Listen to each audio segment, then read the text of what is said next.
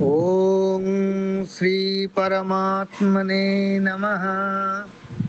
श्रीमद्भगवद गीता अथ द्वादश अध्याय भक्ति योगा। अर्जुन उवाच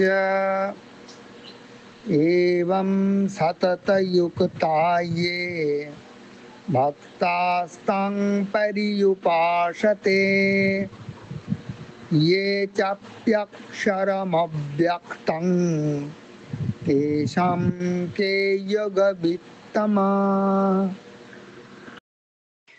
एवं सततयुक्ता ये भक्तास्तं पर्युपासते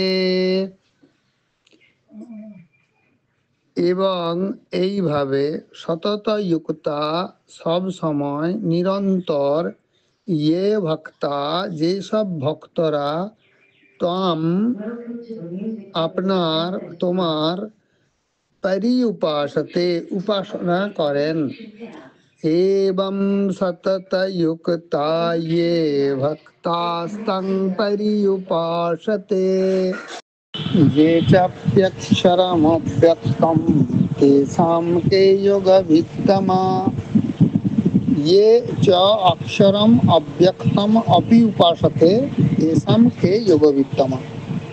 च एवं जे যারা অর্থাৎ যে ভক্তরা অক্ষর যার ক্ষয় নেই পরমাত্মা, অব্যক্ত যাকে মুখে বলে ব্যক্ত করা যায় না পরমাত্মা, সেই নিরাকারের উপাসনা করেন। দুয়ের মধ্যে কে উত্তম? যোগবিত্তা, যোগবিত্তমা। অর্জুনের প্রশ্ন।